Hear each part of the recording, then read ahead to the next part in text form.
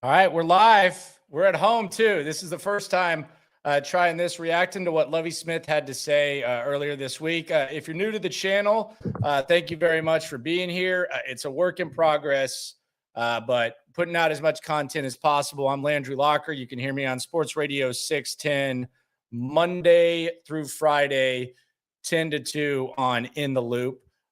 Trying to send out the links and everything, but let's just react real quick to what Lovie Smith had to say. We'll also look ahead to what's going on in the AFC South. Some of the troubling things from the Texans opening game against the Indianapolis Colts. And if you have any questions, go ahead and get those in there. We'll address those as well. Let's just start with Lovie Smith and something that he had to say as he addressed the media in regards to what I would say is the most polarizing topic right now with the Houston Texans, and that is the usage of Rex Burkhead and the lack of usage of Dameon Pierce. Rex Burkhead had 14 carries for 40 yards, 5 catches for 30. Pierce just had 11 carries for 33. And Lovie Smith, he didn't really beat around the bush when John McClain asked him about that. Here's what Lovie Smith had to say about the lack of carries for Dameon Pierce and how he feels about it. And I think it was a very interesting thing that the head coach of the Texans had to say. Lovie, what do you want to see from Pierce beyond running that will get him more touches? What about his blocking, blitz pickup, receiving, all those things? Well, it would be all of those, done. And sometimes, though, when you look back, you just look, I can't defend the amount of reps our starting tailback got in some of those situations. I wish he had gotten more. And we're going to work to get him more of those opportunities. But a young back, it's some of those things. I wouldn't say that just being a primary ball carrier is holding him back. So those are some things that we're going to work on to make sure that situation doesn't happen again. You're up 20-3 in the fourth, and fourth down of the 36 of the Colts. You guys took the delay of the game and you punted instead of sending Kaimi Fairbairn out to kick a field goal. Fairbairn's 18 of 28 in his career from 50 plus. He hit a 61-yarder last year. Do you still feel the same way about that? This was funny. I absolutely feel the same way. This was funny. I realized exactly how far it was. Listen to the end. At the time, we weren't going to kick we weren't going to kick field goal at the 37-yard line. So taking when you say take the 5-yard penalty, then that was insignificant there. We had made up our mind for that. In that situation, we like to pin them down there and play defense as well. You know, in a similar situation last year against New England, and we went a different direction. So that was a base part of the plan then. As we go forward, right at that area, sometimes we may kick it, sometimes we may not. But thanks for you quoting what he's done in the past. I appreciate you looking all of that up. All right, so there's a little bit of Lovie Smith. We'll get some more from Lovie in a sec. I thought it was interesting talking about the usage or lack thereof of Dameon Pierce. He said it's unacceptable. He basically said it's unacceptable, and he can't really explain it, which leads me to think that it has to be Pep Hamilton's decision, right? I mean, I know there's probably some conspiracy theorists out there that would maybe like to say, well, Nick Caserio is telling him who to play. Maybe Pep Hamilton likes Rex Burkhead more than Dameon Pierce. And my thing is this. I don't want to debate whether or not Dameon Pierce can run the ball better than Rex Burkhead at this point in his career, because I think it's very obvious that he can. But let's just give the coaches the benefit of the doubt. And let's just pretend for a second that Rex Burkhead is the best running back that the Texans have right now. Let's just pretend. Let's pretend that he is the best option that the Texans have at running back right now. If that's the case, that's a big problem, because you had all offseason to address the running back position. And I know on my show, on Sports Radio 610 with John Lopez and Figgy Fig, our show, I've been saying maybe you need to draft a couple. Maybe you need to bring a couple guys in. Like, God bless Rex Burkhead. There is use for Rex Burkhead, but he can't be. I'm trying to send out the link. There's all kinds of stuff going on. I'm getting used to doing this, but Rex Burkhead can't be the best running back on a good football team.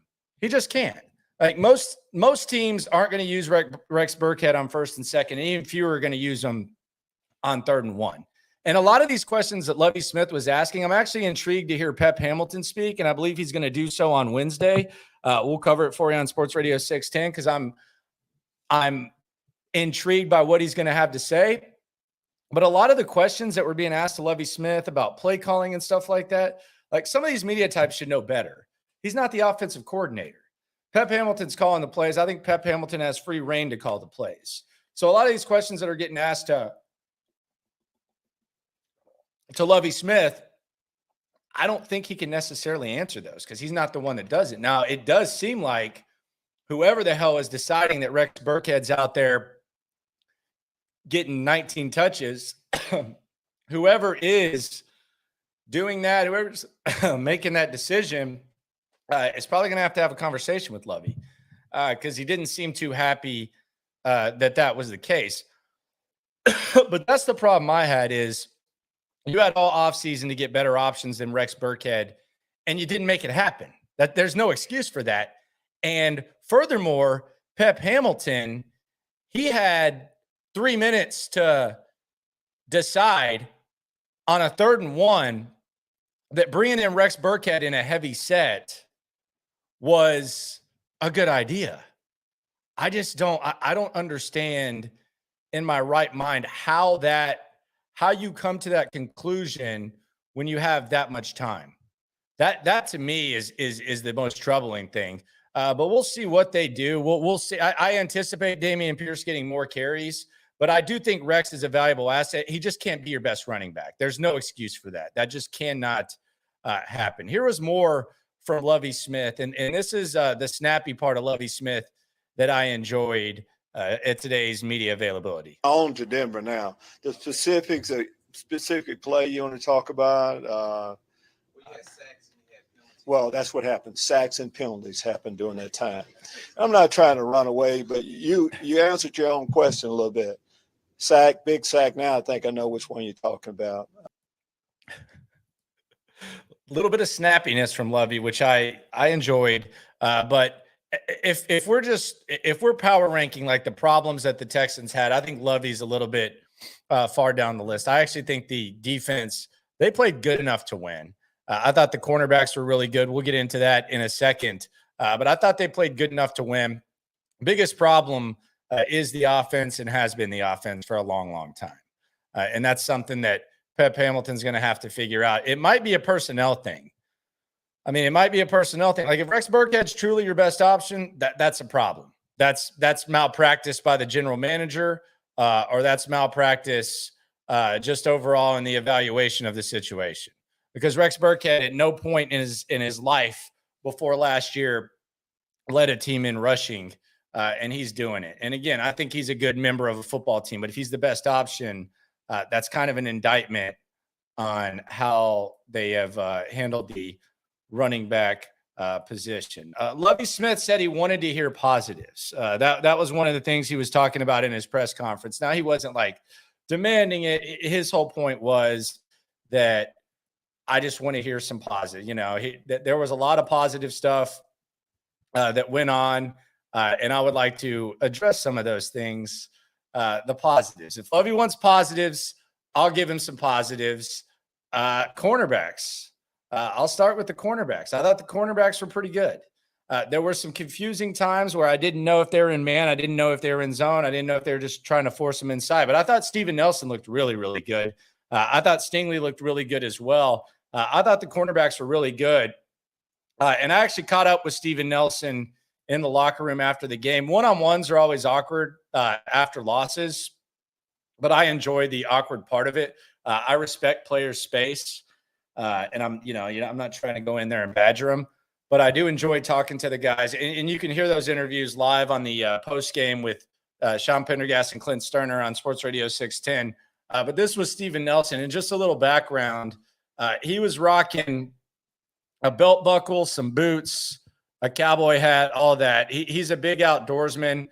He was rocking that, so kind of loosened it up a little bit. But here's Steven Nelson, the interview that you heard on the post game show. Here's Steven Nelson talking about how he played.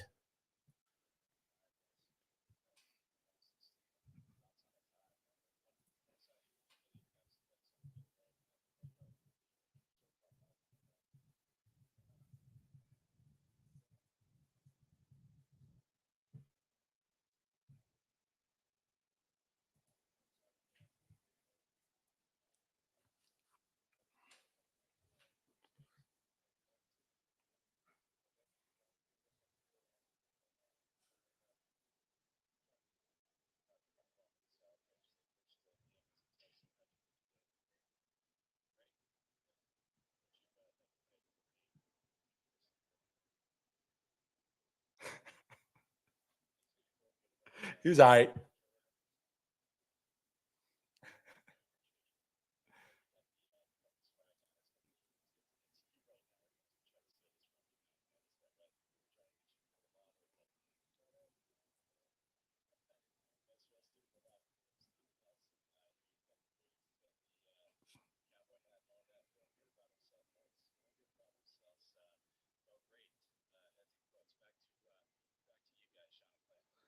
All right, so just a little background on that. So those interviews are always interesting in the locker room, and I'll take you inside the locker room throughout this, and you can hear it on Sports Radio 610, the one-on-ones.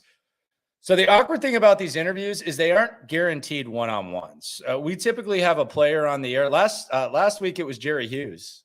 He had some of that in the loop mojo on Sunday. As we go through the positives, you'll hear about Jerry Hughes, but those are kind of awkward because you're trying to get it done, but the other media types, they come in herds, and sometimes they'll just run in on your one-on-one interview, which is what they did with Kamu Grugier-Hill, who, man, he looked banged up. I'd be shocked if Kamu wasn't on the injury report this week, although he is the guy who got carted off and you thought he was dead, and Jack Easterby stopped the cart to touch him on his forehead and say a prayer for him or whatever the hell he did.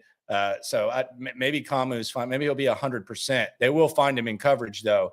But that's really what you got to hurry up and get those done most of the time. So that's why we're kind of rushed. Right as I was doing that, the other herd of media types came up there, and guy Mark Berman and all the other guys rushed up there. Other positive, OJ the Juice Man, OJ Howard, 2 touchdowns, 2 targets. Not bad for a day's work. I'm intrigued to see how much more involved, not just OJ Howard is, but the tight ends as a whole. There's a lot of potential there when it comes to receiving. Farrell made a nice play. You saw Brevin do a little bit. And you got OJ Howard, who was a first-round pick 5 years ago. You got to think that at some point, Pep Hamilton, who likes tight ends, he's going to have to figure out how to get these guys involved in the pass game instead of making them block, because they're just not really, they're not great blockers. They're capable, but they're not great blockers. So that's that. But we're talking about positives right now. Another guy who Buffalo got rid of along with OJ Howard. And I talked about this earlier on the show on In the Loop. You can go listen to the podcast. You know how sometimes you got that friend who's rich and he likes to give you those, you try to get those hand-me-downs from him. Like, he might not want this watch anymore. He might not want these shoes. My guy was Kevin Draper. Shout out to Drape back in the day. But, you know, he's getting rid of some kicks. Those kicks ain't crap to him because he's just going to upgrade. But to you, they're some of the best shoes in your wardrobe. Not everyone can relate to this, but if you have that friend who has the hand-me-downs, you tend to look at him in that way. The other, someone's saying they can't hear anything. I'm not sure if that is not being able to hear me or what. But sometimes someone else's trash is another man's treasure. That's the line that I always that I always go back to. Maybe you're talking about not hearing the Steven Nelson. I'll have to figure that out. I'll have to address that if that's the problem. But a lot of times, one man's trash is another man's treasure. I feel like that's what it is right now with the Texans and the Buffalo Bills. Like the Buffalo Bills. Okay, you couldn't hear the Steven Nelson. I appreciate you, Steven Noska, for helping you out. You kind of freaked me out. So I'm new to this whole YouTube thing. It's weird talking to a screen and not talking to on the radio. So I'm basically controlling everything. I'll get more comfortable. We'll get this, but I do appreciate the heads up on that, Mitchell. It was out of a different thing. So, but basically, Steven Nelson said that he thought he played good. Just to summarize, and he said that Michael Pittman was all right, and he was talking about his gear. So that's what they said. I'll answer all your questions. If you have any questions, just put them on the comments. But the point I was making before I got a little thrown off was the Buffalo Scraps were very good to the Texans. They released O.J. Howard before even letting him step on the field for them. Texans benefited from that. And Jerry Hughes, he looked like a rock star. He looked incredible. He was one of the bright spots of the game. So Jerry Hughes and OJ the Juice Man, they might not be good enough for Buffalo right now because Buffalo is the best team in the league. But for the Texans, they're damn good. So that was the analogy of the hand-me-downs. But those are the positives I have heading into the Denver game. I'll read a couple of comments. Steven, my man who looked out for me on the Steven Nelson interview, he says, too much criticism of the tie. I would rather take the tie after leading 20-3 than losing OT. We have such a young team. The upset bandwagon fans need to chill out. We look good. Go Texans. I'm with you, man. I think that a tie in that situation, you take the tie. And I know the most common thing that I've heard that I just can't get down with and I can't agree with. And if the Texans had this mindset, I would think that this would be the most discouraging thing. The most ridiculous thing that I've heard is, well, they're not going to win anyway. They aren't expected to win. So F it. F it. I mean, it's not like we're talking about, going for an extra point instead of a 2-point conversion. Lopez today compared it to the Giants with Brian Dable going for 2. If the Texans had needed 2 yards to win the game, I think they would have gone for it. Like, to compare the Giants situation to the Texans situation and simplify it with, well, it just sends a message to your fans, or it sends a message to the players. I can get down with you thinking they should have gone for it. I can get down. But to compare it to the Giants situation, when you had Saquon Barkley, who had nearly 200 yards of total offense, you had 3 timeouts, there was 106 remaining, and you needed 2 yards to potentially win the game. To compare that to needing 3 yards just to get to midfield, and then with 35 seconds left and 1 timeout left, have to get in field goal range with how that offense was playing and with how that defense was playing. If you don't get it, I think that's an unfair comparison. I'm sorry. I can't get down with that comparison. That comparison makes no sense to me. So I don't see that. And I don't understand like the mindset of, well, they're not going to be good anyways. So, you might as well. What the hell is that? It's week 1. You were up 20-3 on the team that everyone's picking to win the division. You know why Pittsburgh got in the playoffs last year? Because they tied. They tied a game. And that tie was what backed them into the playoffs. Now, am I sitting here saying the Texans are going to make the playoffs? Hell no. I'm not saying the Texans are going to make the playoffs, but you sit here, when you simplify something and you say you play to win, are you just playing to win that game and saying screw it? Or are you playing to win the season and have the best record possible? Because right now, if you look at the AFC South, there's 2 teams that don't have a loss, and there's 2 teams that do have a loss. So this notion, I mean, I'm wondering like if some people even watched the same game that I did, because what in your right mind with the way that the Texans are playing offense made you confident that they were going to go there and get it on 4th and 3? Really, what? And if they didn't get it, I can promise you that the Colts were feeling pretty good about themselves because they were moving the ball at will. Biggest issues with Pep Hamilton, and we're obviously off the positives, but the biggest issues with Pep Hamilton. He looked lost. He looked lost at the end. And look, I want to be fair to Pep Hamilton. because there were a couple times where he did the right thing and the players didn't get the job done. The second possession on third down, Davis Mills probably needed to throw the ball a little bit better, or Chris Conley needed to catch it. There was a lot of open field there. That might have been a 20-yard gain. The first play of the second half, Davis Mills underthrows Brandon Cooks on the flea flicker, probably should have been a touchdown. So Pep Hamilton probably didn't get the results at times that he probably deserved. But in that final sequence, on 2nd and 1, if you're going to throw the ball, you should at least have the run play ready. You should have the run play ready. You're going to run the ball with Rex Burkhead, whatever. But as soon as you call a timeout and you look around and you say the best play I can run on 3rd and 1, and by the way, you had to kill a timeout. You only have 2 timeouts. There's about 40 seconds remaining. And you have 2 timeouts. You kill one. You go over there, you want a heavy set with Rex Burkhead. Even if you got that first down with Rex Burkhead, the clock's ticking. 39, 38, 37, 36, 35, 34. Are you going to spike it? Are you going to make Charlie Heck run off the field? Are you going to kill your last time out and be at midfield with 35, 34 seconds? That was bad. Wasting a timeout there is inexcusable. And usually when you waste a timeout, you do it because you want to come up with a perfect play. That's why offensive coordinators on 4th down, 3rd down, whatever, they call timeout. Either you're not ready, which they might have been, or you want to call the perfect play. He didn't call the perfect play. That was a problem with Pep Hamilton. Chris Johnson asking, what do you think of Stingley Jr.? I think he's great. I think he's going to be a really good player. That was the first time that he's played in a long time. So I was pleased with Stingley Jr. Stephanie, shout out to Stephanie. She says, trade Tunsil and play Heck. Contenders need a left tackle. Would you take a second? I think we're to the point where,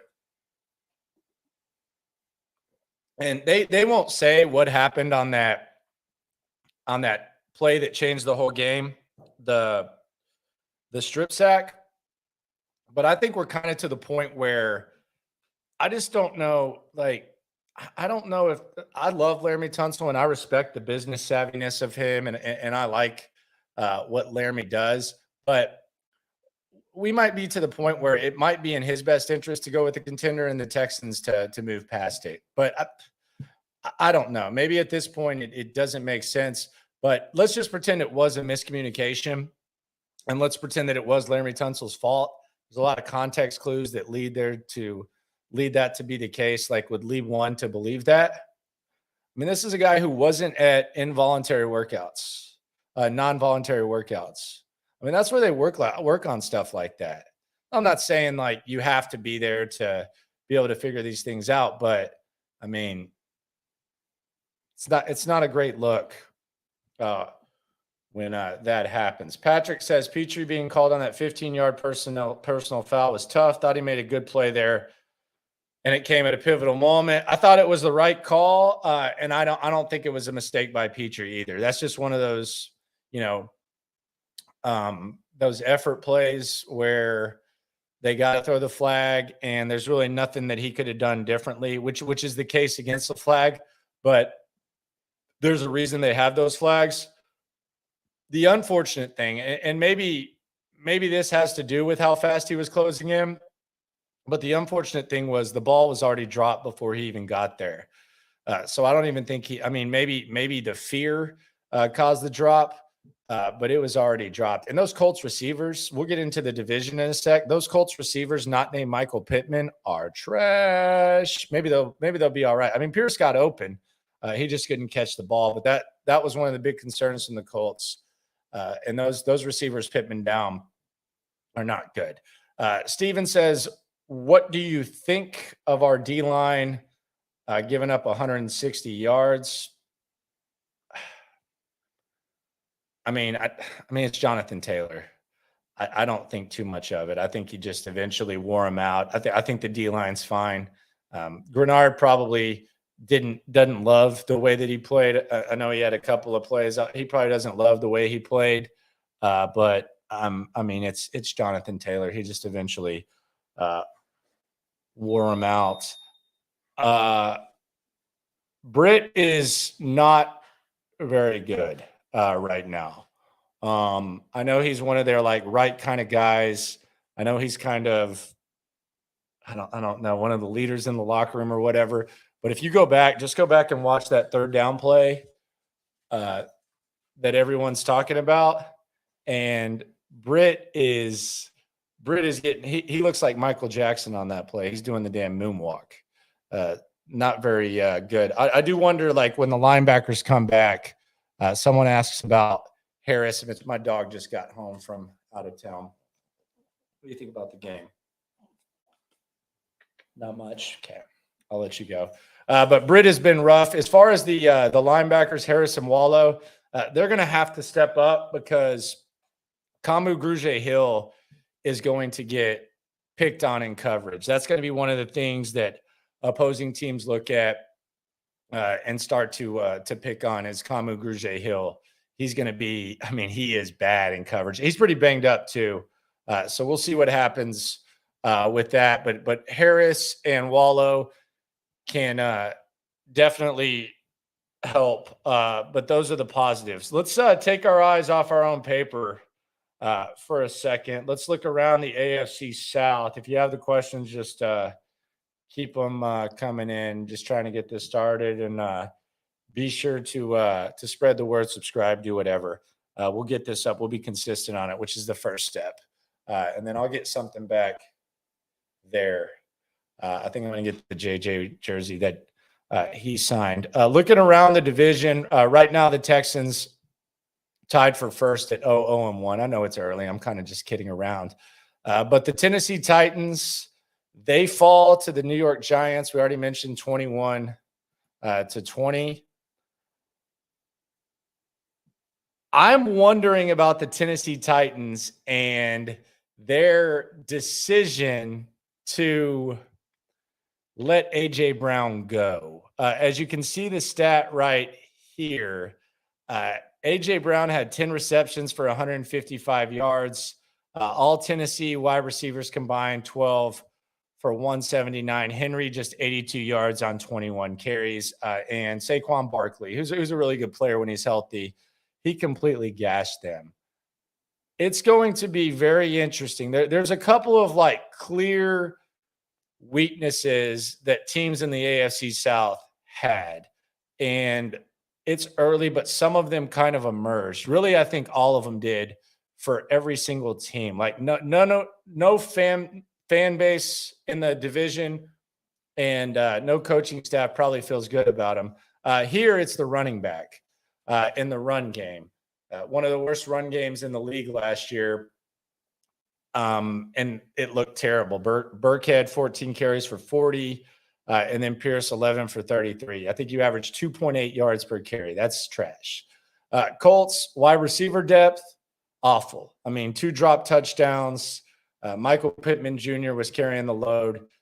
You don't feel good about that. The Jags, Trevor Lawrence bounced back. He missed a couple of touchdown throws, and he was up and down, but I don't think you feel too bad about it. But they're kicking. I know they were 3 of 4 on field goals, but they missed a 36-yarder at the end of the first half. That's going to be a problem. And if you have bad kicking, that can be the difference in, like, a few wins at certain times. And then Tennessee, there's a couple of concerns with Tennessee, really. Derrick Henry, is he going to be the same guy? And is he going to be able to have the opportunity to be the same guy, given the fact that you don't really have any receivers that anyone fears right now? Like, it's one thing for Indianapolis to be worried about every wide receiver after Michael Pittman. Tennessee has no receivers. And when A.J. Brown goes 10 for 155 and all your wide receivers go 12 for 179, that's a little bit of an issue, to say the very, very least. Up next, for those teams, you have the Titans at Buffalo. They're actually as much of an underdog against Buffalo as the Texans are in Denver. So Tennessee, they're on the verge of being 0-2. That's another reason that the tie doesn't look so bad, because Tennessee's got that first place schedule. They're facing Buffalo. Jacksonville and Indy actually face each other. The Colts are opening up as a 4-point favorite in that one. So Jacksonville could be looking at 0-2. So that's why you play for the tie if you're looking at the standings and you're criticizing Lovie Smith. That's the main reason on that. Do you stack the box against the Tennessee Titans? Maybe. Yeah.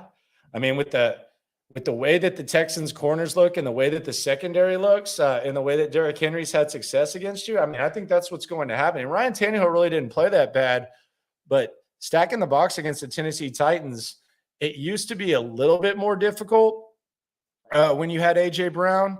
But now, I mean, who's really going to scare you? That'll be a problem. The Etienne dropped TD yesterday. He was rough too. He also only had 4 carries. So that's something to keep an eye on. Denver, the Broncos, that's going to be up next for the Texans. Denver's opening as a 10-point favorite. Look, the Texans right now are 1-0 against the spread. And